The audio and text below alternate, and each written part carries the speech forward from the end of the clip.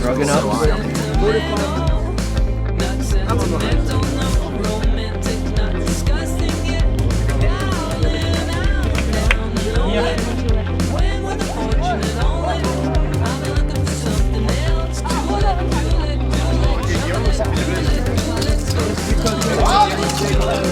Snažte se dostat s tím hráčem, běžíte krok před něho, abyste se dostali za ten balon, abyste ho zavřeli, abyste nešli vedle sebe, jo?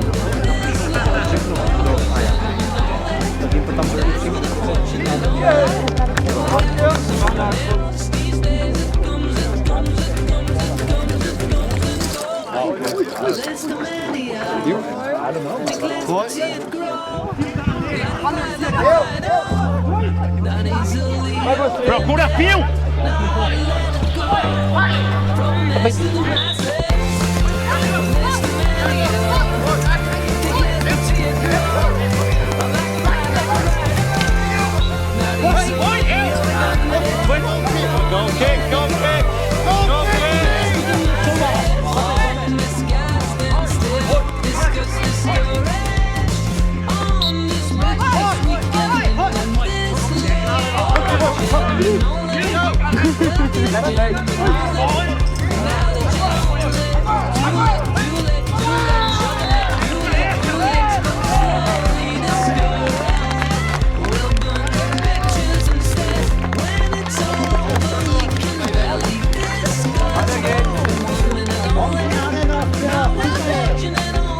Player number 11, Jan Mrázek, shoots the goal, and the score is 1-0 for Avoj Brno. Jo, tak ten nápad už vzniknul někdy, já nevím, před 2 lety možná, právě jako poděkování ten týmu, které nás zvali v minulosti. A tento rok jsme se konečně k tomu dokopali, sehnali jsme na to peníze. A musím říct, že původně jsme asi nečekali, že to bude velká akce. To byl vlastně i dokonce takový nějaký první turnaj, takový mezinárodní turnaj tady v České republice.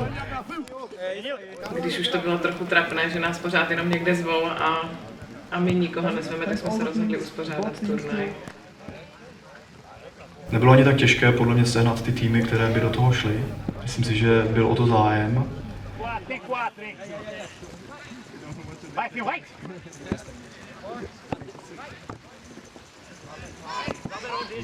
A dlouho jsme jako měli potíž s hledáním financí.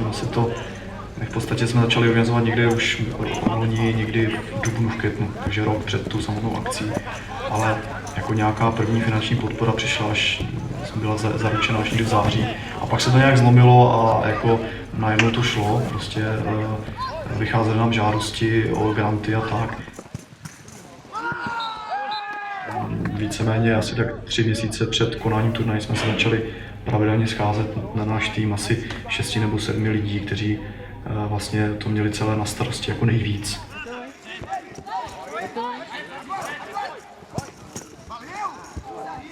Za zmínku stojí to, jak se sem vlastně dostali ti Brazilci, že to bylo spíš náhodou. Že prvotně jsme vlastně zvali na ten jejich post tým z Francie, Saint-Mandé. A vznikl leták, který byl vyvěšen na Facebooku a toho si všiml Gabriel Mayer. A psal mi, jestli by mohli na ten turnaj přijet, když viděl ten leták, že to vypadá zajímavě, tím, že vlastně Francie skončila na paralympiádě jako druhá, tak to pro ně bylo zajímavé jako změřit síly, že jo, s týmem na jejich levelu, že jo. A tak jsem říkala, jo, jasně, přijeďte, ale přitom jsem jako ani procento jsem jim nedávala. Poslala jsem jim jako pozvánky, všechno. A měsíc třeba před tím turnajem vyhlásili teprve datum mistrovství Evropy, čímž pádem nepustili Francouze, nepustili Angličany, takže ten tým, co tady byl, nebyl jako Worcester, ale za ně vzali náhradní hráče z West Bromwich.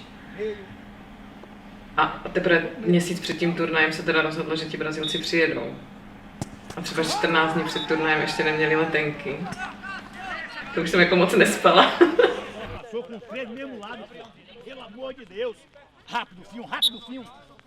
Dovést Brazilce na evropskou půdu na takový turnaj, to se nikomu už předtím nepodařilo. Jo, tak to jsme si říkali, tak ten turnaj bude prestižní, jo, prostě přijdou Brazilci. A proč nás vidět ty trenéry a jako ty aktéry, že opravdu je to chytlo a že to pro ně nebylo jen tak, jako že si přijel někde zahrát, ale že opravdu tu trofej chtěli vyhrát, jo, takže tam opravdu ty souboje byly na ostří nože a to mě bavilo, no, to bylo super. Úplně úžasný, jako nevěřila bych, že někdo může, aniž by neviděl před sebe, tak běhat, kombinovat na tom hřišti, přihrávat si, dělat otočky, prostě vypadá to opravdu, jako kdyby ty hráči viděli a neměli žádný jakoby handicap, takže klobouk dolů. Přemýšlíme, jak to ty hráči vůbec dělají, že si nedovedeme vůbec představit, že kdokoliv z nás by něco podobného zvládl. Dost často třeba lidi neví, jak se liší futsal od fotbalu, že vlastně futsal je takový fotbal, který je pro méně lidí a na menším hřišti. Takže vlastně hraje se to jenom ve 4 hráčích v poli a o 1 brankáři. Akorát, že ten futsal pro nevědomé, ten se liší od běžného futsalu tím, že ti 4 hráči v poli nevidí. To znamená, pokud někteří z nich mají zbytky zraku, tak aby byli na stejné úrovni jako ti ostatní, tak musí mít všichni klapky.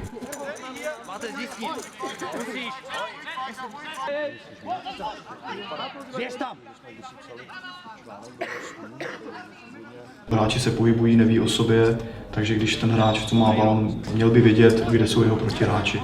Takže ti protihráči, když mu chtějí zebrat balón, když jsou blízko něj, tak musí vyřknout to slovíčko boj, aby ten hráč s míčem o nich věděl.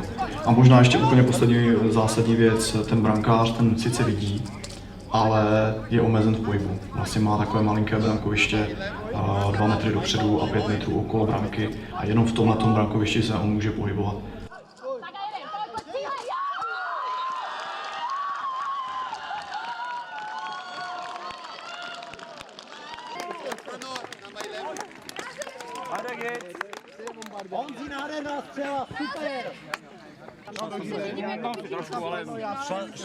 Tam ještě další 2 aktivní účastníci hry, kteří pomáhají těm hráčům se zorientovat na hřišti. Jsou to takzvaní navigátoři. Jeden z nich, tomu se říká trenér, a ten je na půlící čáře vlastně za mantinelem a ten pomáhá nebo naviguje hráče na prostřední třetině. A pak je tam ještě takzvaný navigátor za brankou, který je zase za brankou soupeře a ten má za úkol navigovat hráče v útočné třetině, to znamená v té poslední. No a v té obranné třetině to je ten brankář, který vidí a který je omezen v pohybu v tom brankovišti. Takže 3 lidé, kteří vidí a kteří můžou jakoby pomáhat se zorientovat těm hráčům, těm svým spoluhráčům. Tak já se během hry orientuju buď pomocí mantinelu, anebo pomocí navigátorů. Takže trenér na středu mi říká, kam půjde třeba míč od brankáře soupeřů, takže vím na který manťák si zběhnout, nebo když útočím, tak jít za bránou, jako navigátorka mě naviguje, kam mám jít a kdy střílet, takže takhle se orientuju. Tak já bych měla navigovat útočníky a snažím se jim vlastně dostat do nejlepší střelecké pozice a snažím se jim popsat tu situaci jako co nejjasněji a co nejstručněji, takže heslovitě. Když má střílet, tak střílej, když třeba vyjíždí, když už se dostane za ten úhel, z kterého by mohl střílet a je v podstatě mimo ten úhel, z kterého by mohl střílet, tak mu říkám oblouk. Tím on pochopí, že vlastně má se vrátit kdyby zpátky do toho hřiště obloukem a jít na bránu. Nebo cokoliv, řeknu mu, když sám, když vidím, že tam nejsou obránci a že je velká šance, že prostě to může rozběhnout a střelit, nebo zase naopak klička, když vidím, že má přímo před sebou hráče.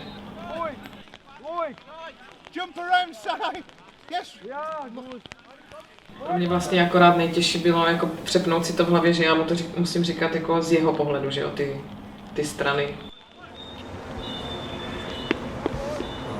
I learned from them how accurate you have to be when you coach disabled footballers during a game.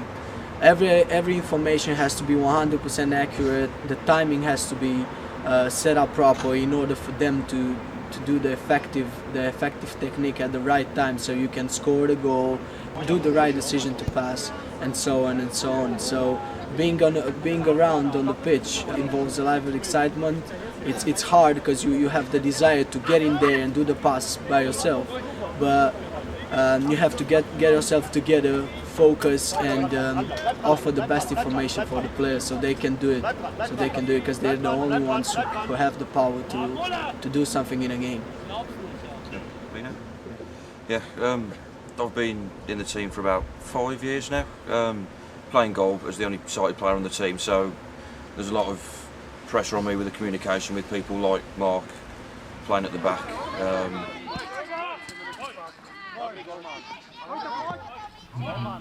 Jak jsem říkal, to brankoviště je poměrně malé, on má vlastně jenom 2 metry dopředu, takže když ten hráč s míčem se přiblíží třeba na 4-3 metry před toho brankáře, tak jako ani ten vidící brankář nemá šanci, protože ta brána je 3 metry velká, ten hráč kope takzvaným bodlem, takže ta samotná střela je i nečitelná, navíc je tvrdá, takže prostě pokud se tomu hráči nepodaří trefit toho brankáře, tak to většinou je gól. No, musím do poslední chvíle sledovat ten míč a neřídit se jako by tou nohou, protože ten pohyb nohy jako dokáže občas mást. Takže já se musím soustředit vyloženě na ten míč. Tak mým úkolem je navigovat obranu v té mé třetině, která tam je většinou vyznačená. Vlastně ve své obraně říkám, z které strany jde ten útočník, kdo z těch hráčů po něm má jít, případně si mají běžet k sobě. Tak se musím často hlásit, kde stojím já, aby oni měli přehled, když pak jako brání, tak dostají přehled o tom, kde vůbec vlastně branka je. Takže.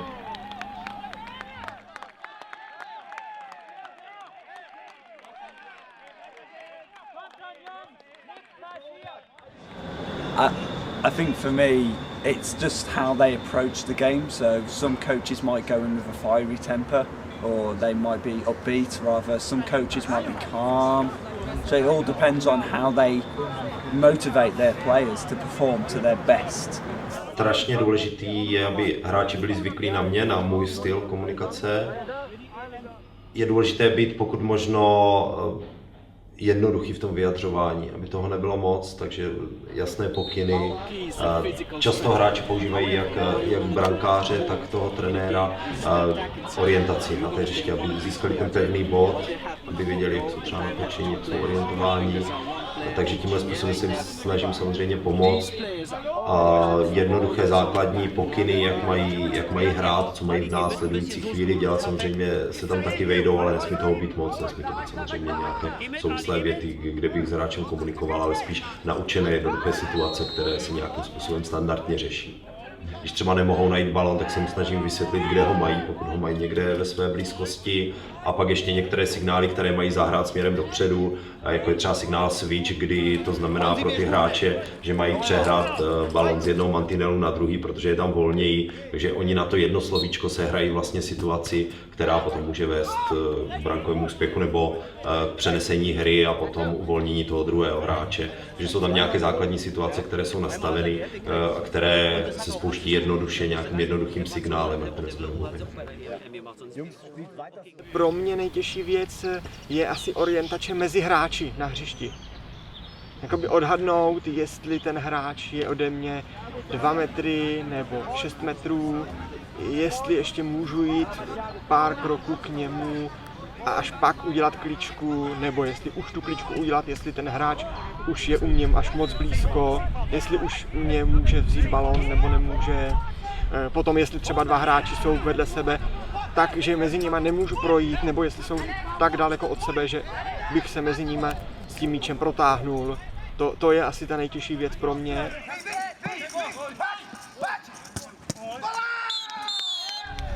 Metrů čtverečních, tak je to docela velký prostor a člověk se tam snadno ztratí, takže než jsem získal nějakou tu představu o tom hřišti a o tom, kde v tu danou chvíli na hřišti jsem, tak mi to trvalo, ale teď už je to lepší.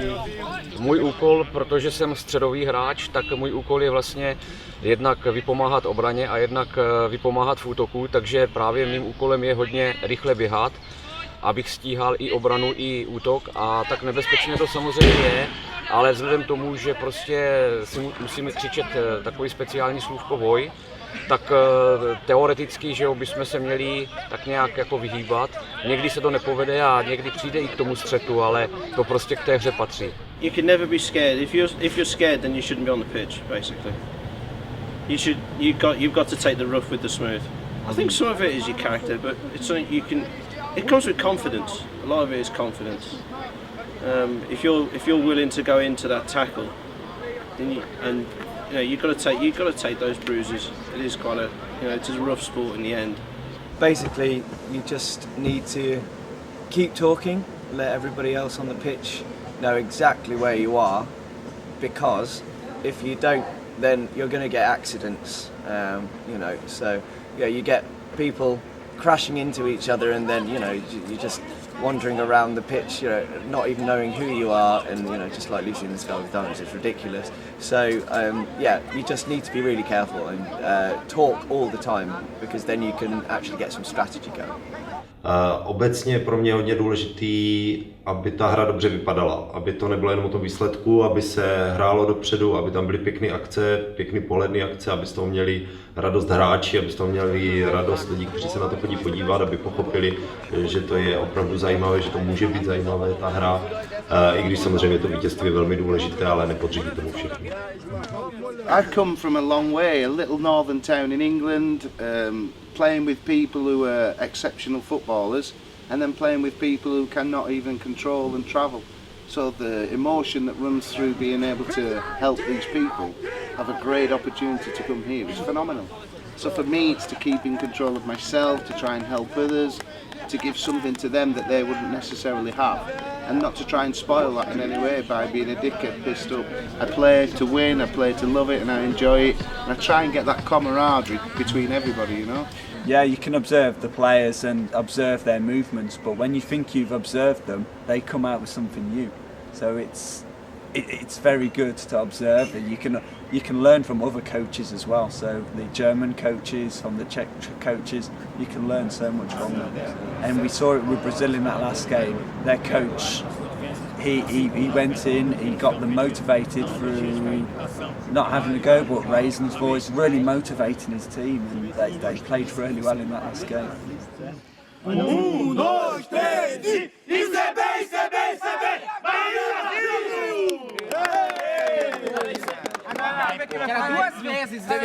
It's a great match, man. Yeah. You're never gonna be there.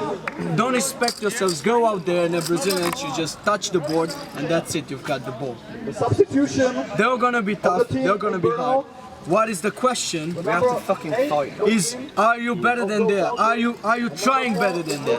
Because even if we lose, forget it. If you show me that you guys put the effort in, I'll say, respect for you, because you really tried. I don't want to see sad faces. I don't want to see messing around on the pitch. I want to see players encouraging, working as a team. Talk to each other. Basic stuff that you guys learned. Basic stuff that you guys doing and practicing for like a decade. This is the time to show up. Nejvíc se mi na něm líbí asi to, že můžou nevidomí provozovat plnohodnotný kolektivní sport, protože většina těch sportů pro zrakově handicapované je založených vlastně spíše na individuálních výkonech, což je například plavání, cyklistika, a těch kolektivních nepočítám-li golbal vlastně moc není. V podstatě bych řekl, že asi neznám ani žádný jiný, kromě golbalu a futsalu pro nevidomé, takže největší plus podle mě tkví tady v tom, že člověk může být součástí nějakého týmu, že může spolupracovat a kooperovat s větším množstvím lidí, a pak samozřejmě je to určitě dobré i v tom, že to je opravdu sport, kde se člověk hodně pohybuje, kde musí hodně běhat. Myslím si, že to přispívá i k takovému tříbení nějakých orientačních smyslů. Člověk se musí hodně rychle orientovat v prostoru, musí poslouchat spoustu věcí, vnímat mnoho různých situací, takže si myslím, že to obohacuje člověka i tady v těchto ohledech. V podstatě to můžeme rozdělit zase na tu rovinu emocí, kdy si myslím, že jim to může dát zážitek, který třeba do té doby nepoznali. Radost vítězství, radost ze hry, z toho sdílené, z toho pohybu a obecně. A na druhé straně jim to může pomoct také při rozvíjení určitých schopností v jejich běžném životě. Tím mám na mysli komunikaci s ostatními, orientaci, fyzickou aktivitu nebo fyzickou zdatnost a podobně, kde občas samozřejmě vzhledem k jejich omezení mají určité nedostatky, takže myslím si, že v téhle oblasti se to dá velmi dobře kompenzovat. Some blind people never really leave their local region or vicinity, but I've had to accept that players that aren't necessarily technically gifted or that are novices, they just want to play sometimes, so to give them the opportunity to come and travel, to play different games, travel even around England or even around their city. Dass überhaupt Blindenfußball zu spielen oder das zu spielen ist, finde ich eine Kunst und finde ich ein Stück Freiheit für die ganzen blinden Menschen. Ich meine, wir können es der Welt zeigen, dass es möglich ist, Fußball zu spielen und Tore zu schießen. Und es muss mal jeder mal können oder Menschen, die sehend sind, sollen es mal probieren. Und dann uns mal zuschauen, wie das eigentlich läuft und wenn wir die Möglichkeit haben. Ich meine, wir sind zwar blind, aber wir sind nicht abhängig von Sachen, die wir nicht machen sollen. Wenn wir es können, machen wir es. Und wir können es. Also wenn ein blinder Mensch auch Fußball spielen möchte, das zeigt, dass man auch Fußball spielen kann als Blinder. Und ich fühle mich beim Blindenfußballspielen auch immer richtig frei von allem. Und das reizt wirklich auch für mich. Para toda criança brasileira é sonho jogar futebol, porque a gente sempre assiste a nossa seleção, é povo apaixonado por futebol.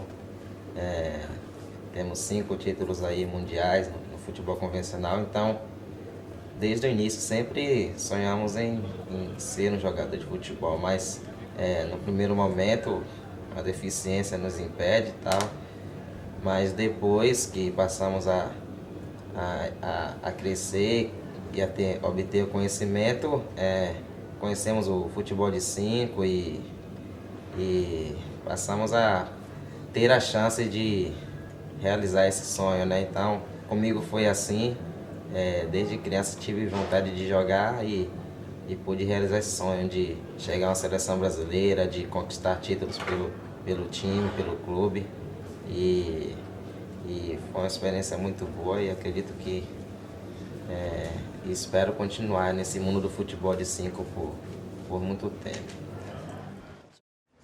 I think that the most impressive thing, because obviously I've been lucky enough to play in different tournaments all over the world, and I was very impressed with the organisation, the treatment of the teams, and the whole tour. There was a lot of games to be played in a short space of time, but everything ran smoothly, and it just meant that as players and coaches, we could just concentrate simply on playing our games rather than worrying about everything else that was going on. And I think generally it was a good standard.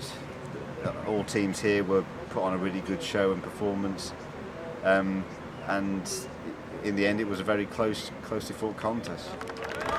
Everything had been thought of, so very thoughtful, and those are my thoughts about the country, and I'd love to come back again with my wife and my little boy and to see more of the country. It's a very vibrant country. Dave, my coach, he's very descriptive in his coaching role. He was also descriptive about the country. There's such vibrant, colourful buildings. The organisation of the tournament has been absolutely fantastic. It's been unbelievable. One of the best tournaments I've been to, and I've been to an awful lot of tournaments. It's been great how they've managed to get the turnaround so well, so smooth. It's run really nicely. Ich würde auch sagen, eine gute Organisation, eine ideale Organisation. Ich finde, die haben von A bis Z gedacht. Ich meine, sogar Handtücher für Duschen haben die gedacht hier bei den Kabinen. Und es ist total nett von Brünn, dass die uns die Kabinen gegeben haben, dass die, glaube ich, oben keine Kabinen mehr haben, dass die sich in der Halle umziehen müssen. Das ist echt total ideale, freundschaftliche Gastgebung. I've been here quite a lot because obviously the university that I lecture in, and Jitka and Lukas Mizilko, they came to England just to try and get blind football going, I don't know, 4 or 5 years ago. on the back of nothing basically, and just came over and just took a chance. They didn't even have any footballs, not really blindfolds, didn't know much about the game, and to be honest I didn't know that much more than them. But a bit of enthusiasm, nice friendships, honesty, trust, you know, building good relationships with people. That's what carried blind football forwards in England and the Czech Republic. You know, the Czech Republic have already found a good group of young players, and if they can keep working with them and building their confidence and ability, then, you know, certainly within a couple of years there's no reason why they wouldn't be competing at the European Championships for certain. Spíš bych chtěl asi pozvat lidi, jakoby, prostě nějaký budoucí hráče, no, pojďte si to zkusit a třeba vás to chytí a je to fakt zábava a je to super. Not easily offended, not hard to let it go. From a mess to the masses, a list of many, think less but see it grow. I like a ride, not easily offended, not hard to let it go. From a mess to the masses, follow misguided, stand still, discuss, discouraged. On this precious weekend and this love for gentlemen only, wealthiest gentlemen only. But now that you're lonely, too late, chocolate, go slowly discouraged. We'll burn the pictures instead. When it's all over, we can barely discuss. For 1 minute only, not with a fortune at only. Thought it could have been something else. These days it comes and goes.